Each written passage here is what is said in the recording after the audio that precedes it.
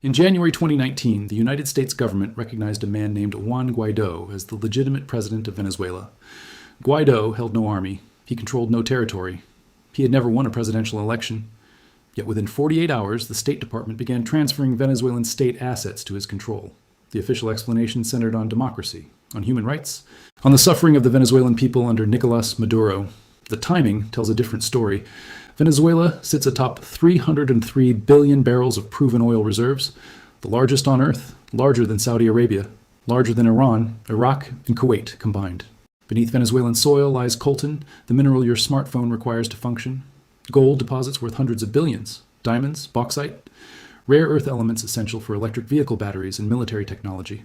The sanctions came after Venezuela nationalized these resources. The opposition recognition came after American oil companies lost their extraction contracts. The asset seizures came after Caracas signed drilling agreements with China and Russia instead of ExxonMobil and Chevron. This sequence has repeated across Latin America for 126 years. Guatemala in 1954, Chile in 1973, Honduras in 2009, Bolivia in 2019. The target changes, the resources change, the playbook stays identical. Declassified CIA documents now confirm this pattern in explicit detail. The National Security Archive at George Washington University holds thousands of pages proving corporate executives and intelligence officers coordinated regime changes to secure resource access. State Department cables name the companies. Congressional testimony identifies the payments. Internal memos describe the strategies. The archives do not suggest this pattern exists. They prove it. This is how empires extract wealth in the modern era. They do not send colonial administrators. They do not plant flags. They install cooperative governments and write favorable contracts. The resources flow outward. The profits flow upward. The local population receives instability and debt. Venezuela is the current target. The archives reveal who comes next. You will see the documents. You will read the cables. You will understand the machinery. Welcome to Rashi Historical. We follow the money, trace the power, and expose the history they never taught you in school. The reason this pattern matters to you sits in your pocket right now. The device you hold contains minerals from these extraction zones. The gasoline in your vehicle traces back to these policy decisions. The price you pay at the pump reflects these interventions. The rare earth elements in your laptop battery connect to these same geopolitical operations. When the United States destabilizes a resource-rich nation, your cost of living shifts. When extraction contracts change hands, your retirement portfolio responds. When sanctions hit oil-producing countries, your weekly budget absorbs the impact. This is not distant history. This is the machinery producing your economic reality. The officials who designed these interventions left paper trails. They wrote memos. They sent cables. They testified before Congress. They assumed these documents would stay classified forever. They miscalculated. The first complete blueprint emerged in Guatemala in 1954.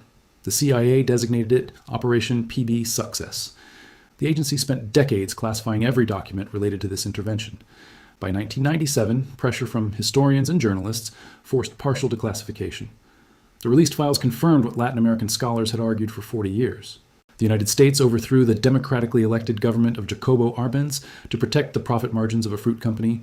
United Fruit Company controlled 42% of all land in Guatemala by 1950. The company paid almost no taxes. It owned the railways, the ports, and the telegraph system. When workers attempted to organize, company security forces responded with violence. When the Guatemalan government passed labor protections, United Fruit executives flew to Washington. Arbenz won the 1950 presidential election with 65% of the vote. He ran on a platform of land reform. Decree 900, passed in 1952, allowed the government to expropriate uncultivated land from large estates and redistribute it to peasant farmers. The law offered compensation based on the tax value the landowners themselves had declared. United Fruit had declared its land worth $2.99 per acre for tax purposes. The company now demanded $75 per acre in compensation. The Guatemalan government offered what United Fruit had claimed the land was worth. The company called this communism. Declassified files show United Fruit executives met repeatedly with CIA Director Allen Dulles and Secretary of State John Foster Dulles throughout 1953 and 1954. The Dulles brothers both held financial ties to United Fruit through their law firm, Sullivan and Cromwell. Allen Dulles had served on the United Fruit Board. John Foster Dulles had written the company's legal agreements with Guatemala. A June 1954 CIA memo stated the operation's purpose: to install a government favorable to United States interests. The memo did not mention democracy. It did not mention human rights. It mentioned interests. The agency spent $2.7 million on PB Success. Adjusted for inflation, this equals roughly $30 million in current value. The The money funded a propaganda campaign, a small mercenary force, and psychological operations designed to convince Guatemalans their government faced an overwhelming invasion.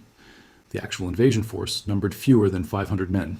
They crossed the border from Honduras on June 18, 1954. The Guatemalan army possessed sufficient strength to repel this force. Arbenz ordered his military commanders to resist. They refused. CIA psychological operations had targeted Guatemalan military officers for months. Agency assets promised promotions and payments for officers who abandoned Arbenz. The propaganda campaign convinced many officers the United States would send Marines if the initial invasion failed. Arbenz resigned on June 27, 1954. The CIA installed Colonel Carlos Castillo Armas as president. Within weeks, Castillo Armas reversed land reform. He returned United Fruits holdings. He outlawed labor unions. He suspended the Constitution. The State Department declared Guatemala a victory for democracy. The intervention created a template. Identify a resource-rich nation. Wait for the government to assert control over those resources. Label the government communist or authoritarian. Fund opposition movements. Apply economic pressure. Execute regime change. Install cooperative leadership. Restore extraction rights. This machinery ran continuously for the next 7 decades. The CIA refined its methods. The State Department perfected its justifications. American corporations identified new targets. Chile offered the next major test case. The stakes were higher. The target was copper, not bananas. The profits involved billions, not millions. The resistance proved stronger. The resulting intervention proved correspondingly brutal. Salvador Allende won the Chilean presidential election on September 4th, 1970. He received 36.3% of the vote in a 3-way race. Chilean law required Congress to confirm plurality winners. Allende's confirmation occurred on October 24, 1970. 11 days before the confirmation vote, President Richard Nixon met with CIA Director Richard Helms in the Oval Office. Nixon's handwritten notes from this meeting survived. Helms kept his own record. Both documents reached historians through declassification. Nixon ordered the CIA to prevent Allende from taking office. If prevention failed, Nixon wanted the Chilean economy destroyed. Helms wrote down Nixon's exact words: "Make the economy scream." The reason for Nixon's urgency sat beneath Chilean mountains. Chile possessed approximately 20% of global copper reserves. 2 American corporations controlled most Chilean copper extraction, Anaconda Copper and Kennecott. These companies remitted profits to New York. They paid minimal Chilean taxes. They employed American managers while Chilean workers performed the dangerous mining labor. Allende campaigned on copper nationalization. Every major Chilean political party supported nationalization. The Chilean Congress voted unanimously for the nationalization constitutional amendment. Not a single legislator opposed it. This represented the democratic will of the Chilean people expressed through their constitutional process. Nixon and his national security advisor, Henry Kissinger, rejected this democratic outcome. Declassified National Security Council memos show Kissinger arguing that the United States could not allow a socialist government to succeed in Latin America. If Allende delivered improved living standards through nationalization, other countries might follow Chile's example. The threat was not communism. The threat was a successful alternative model. The CIA launched a 2-track approach. Track I attempted to bribe Chilean legislators to reject Allende's confirmation. This failed. Track 2 funded military officers willing to stage a coup before Allende took power. This also failed initially, though it resulted in the assassination of Chilean Army Commander-in-Chief René Schneider, who refused to participate in plots against the constitutional order. After these failures, the Nixon administration implemented the Make the Economy Scream directive. Declassified State Department cables document the following measures. The Export-Import Bank cut off credit to Chile. American banks received instructions to refuse loans to Chilean businesses. The World Bank and Inter-American Development Bank suspended Chilean programs. The CIA funded trucking strikes that paralyzed Chilean distribution networks. American copper companies stockpiled copper to crash Chilean export prices. The International Telephone and Telegraph Corporation, ITT, offered $1 million to the CIA for anti-Allende operations. Church Committee investigators obtained ITT internal memos proving this offer. The memos showed ITT executives discussing how to provoke economic chaos in Chile. Anaconda and Kennecott executives met with State Department and CIA officials throughout 1971, 1972, and 1973. Congressional testimony from the Church Committee investigation revealed these companies provided intelligence on Chilean mining operations. They coordinated with American diplomatic personnel on economic pressure campaigns. By 1973, the Chilean economy contracted under the weight of American sanctions and sabotage. Inflation soared. Basic goods disappeared from stores. The conditions Nixon demanded had materialized. On September 11, 1973, the Chilean military launched a coup against Allende. General Augusto Pinochet emerged as the leader of the military junta. Allende died during the assault on the presidential palace. Pinochet ruled Chile for 17 years. His regime killed approximately 3,200 people. Within months of the coup, Pinochet reversed copper nationalization. He invited American corporations back into Chilean mining operations.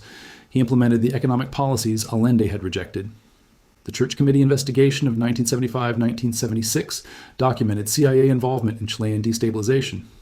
Senator Frank Church stated publicly that the United States had worked to undermine Chilean democracy. The committee's findings remained partially classified for decades. In 2000, the Clinton administration declassified additional Chile files. These documents confirmed the Nixon-Kissinger conversations. They verified corporate coordination with intelligence services.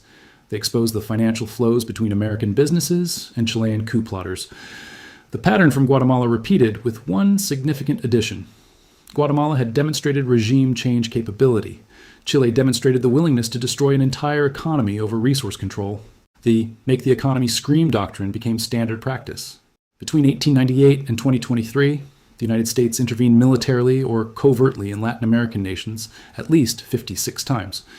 Congressional Research Service reports document this number. The interventions range from brief military landings to prolonged occupations to covert operations lasting years. 23 of these interventions resulted in regime changes. Every regime change occurred in a country possessing strategic resources valuable to American corporations. Not one regime change targeted a resource-poor nation. This pattern requires institutional machinery to execute repeatedly. The machinery consists of 5 interlocking components: intelligence services, diplomatic pressure, economic warfare, corporate coordination, and military force. Intelligence services identify targets and develop local assets. The CIA maintains stations throughout Latin America, staffed by case officers who cultivate relationships with military officials, business leaders, opposition politicians, and media figures. These assets provide information and execute operations when directed. Diplomatic pressure isolates target governments internationally.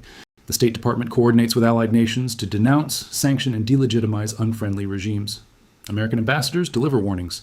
Trade agreements exclude non-cooperative governments. International organizations follow American voting positions. Economic warfare creates the conditions for regime change. Sanctions restrict trade. Credit cutoffs starve governments of financing.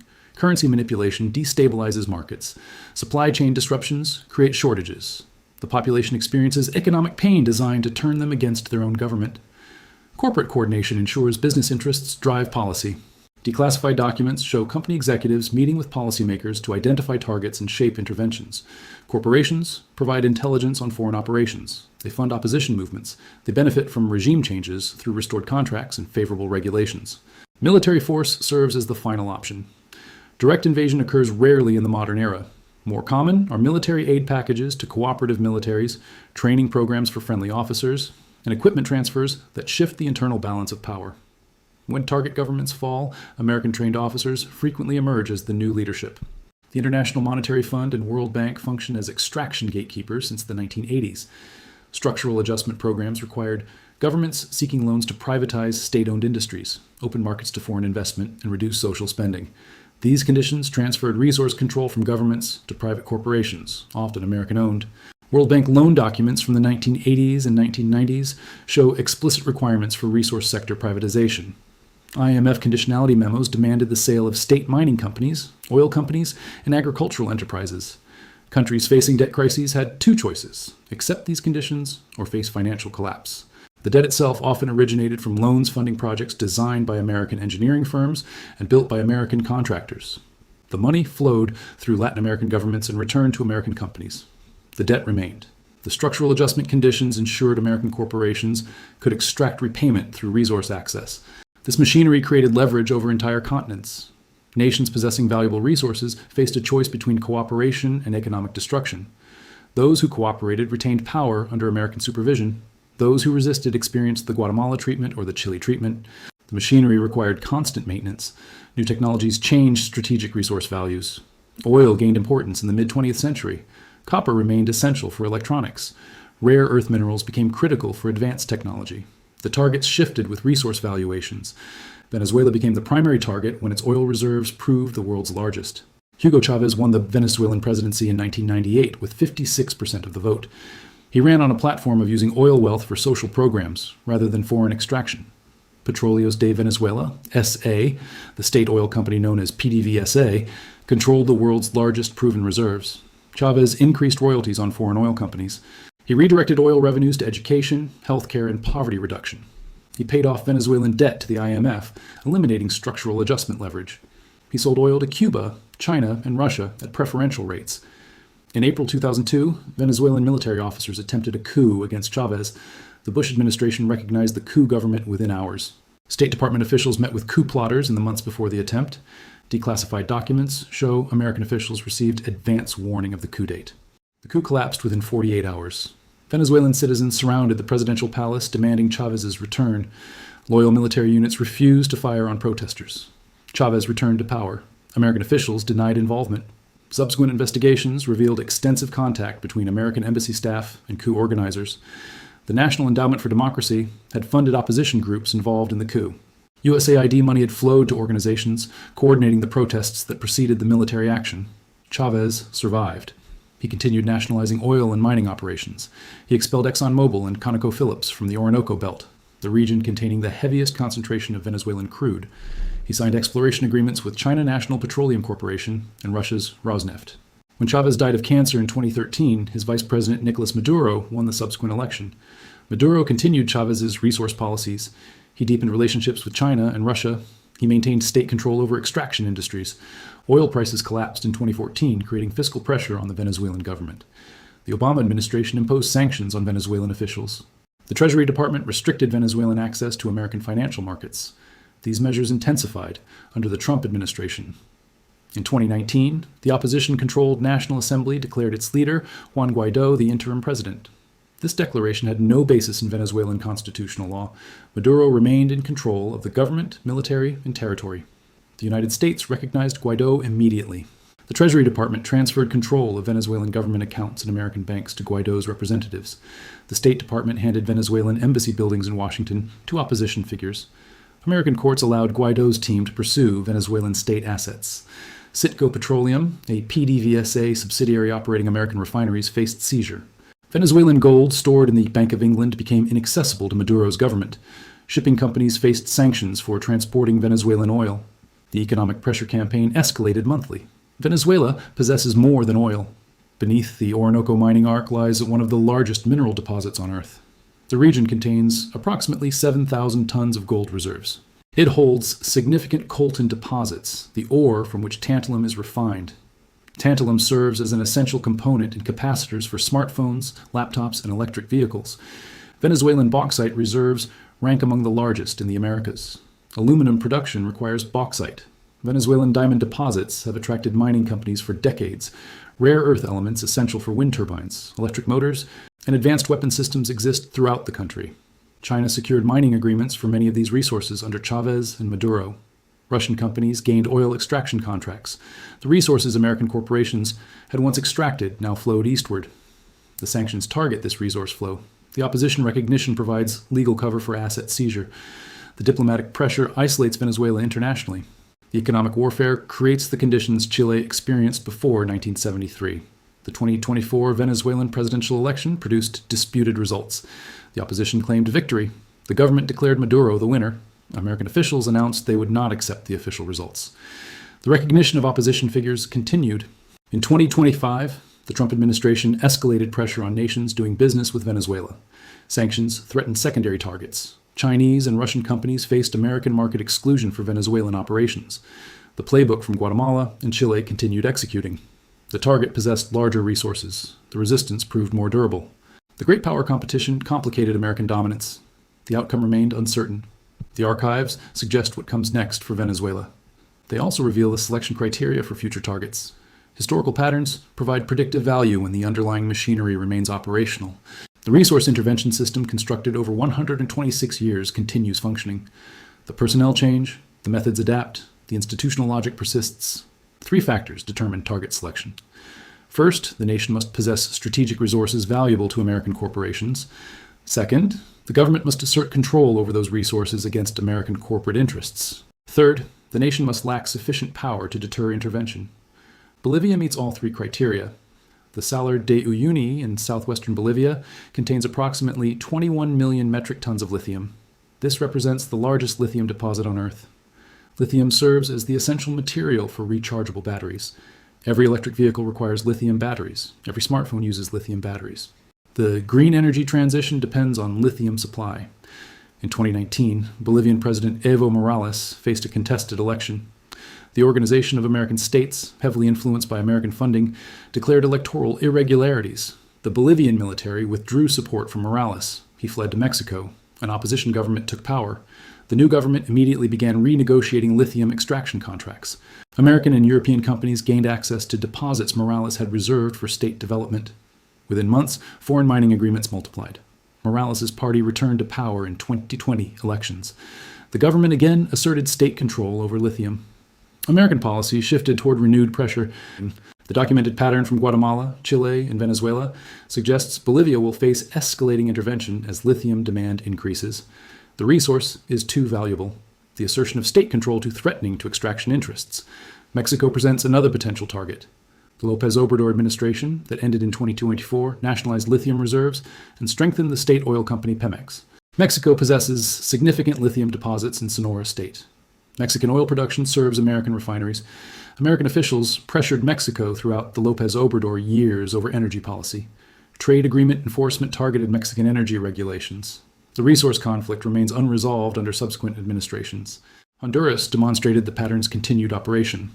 In 2009, President Manuel Zelaya faced removal by the Honduran military after proposing constitutional reforms. Zelaya had raised the minimum wage and aligned with Venezuelan regional initiatives. The Obama administration initially condemned the coup, then recognized the resulting government.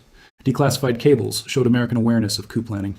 The State Department had received warnings about the military operation. American officials continued aid to the Honduran military throughout the crisis. The archives reveal consistent criteria. Nations asserting resource sovereignty face intervention. Nations accepting American corporate access avoid targeting. The line between these outcomes runs through boardrooms and commodity markets. Your position in this system is as consumer and citizen. The minerals extracted through this machinery power your devices. The oil flowing from these interventions fuels your transportation. The economic system connecting your daily purchases to these interventions operates continuously. When you buy a smartphone, you participate in the coltan supply chain originating in extraction zones shaped by American intervention. When you fuel your vehicle, you connect to oil markets structured by decades of Latin American policy. When you invest in technology companies, your returns depend partially on resource access secured through these operations. Understanding the pattern changes your interpretation of current events. When American officials announce sanctions on resource-rich nations, you recognize the historical precedent. When opposition figures receive recognition without winning elections, you identify the template. When economic warfare precedes military pressure, you anticipate the sequence. The officials executing current policy read the same archives. They know the history. They understand the playbook. They implement it with awareness of its origins. The question for Venezuela is timing. The resources are too valuable to abandon. The geopolitical competition with China and Russia raises the stakes. The resistance has proven durable. The intervention continues escalating. The question for Bolivia, Mexico, and other resource-rich nations is sequence. Who enters American crosshairs next depends on resource valuations, government policies, and great power competition. Lithium prices are rising. Rare earth demand is expanding. New extraction targets are emerging. The question for you is awareness. The history is documented. The archives are accessible. The pattern is visible to anyone who examines the evidence. The official story presented in news coverage omits this documented record. Democracy promotion provides the public explanation. Human rights concerns justify the pressure.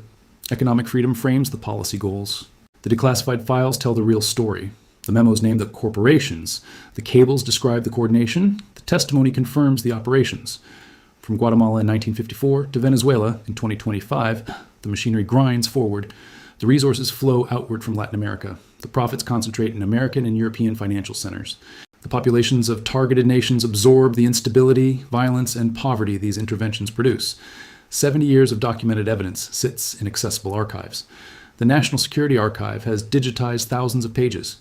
The State Department Foreign Relations Series is available online. Congressional testimony from the Church Committee remains in the public record.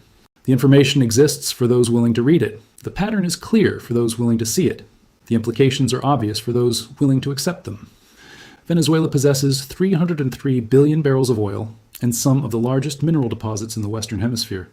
The current policy follows the same template Guatemala and Chile experienced. The outcome depends on factors including Russian and Chinese support, domestic Venezuelan resilience and American political priorities, Bolivia possesses the world's largest lithium deposits at the exact moment global demand for lithium is exploding. The 2019 events demonstrated the machinery remains operational. The return of resource nationalist politics ensures continued targeting. The archives do not predict the future. They document the past clearly enough that the future becomes visible to those paying attention. This is how the system operates. This is how it has always operated. The documents prove it. The question remaining is what you do with this knowledge. The consumer choices available to you are limited. The political choices available to you in democratic societies are somewhat greater. The information you share with others multiplies the awareness. The officials executing these policies prefer your ignorance. The archives prove information they intended to suppress. The patterns reveal strategies they designed for secrecy. The documentation exposes coordination they denied publicly for decades.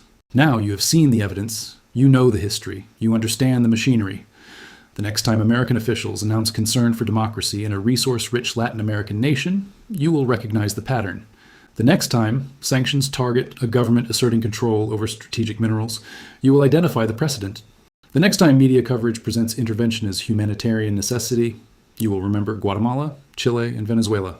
The archives are open, the documents are available, the history is accessible. What happens next is not yet written, but the playbook is documented, and you have now read it.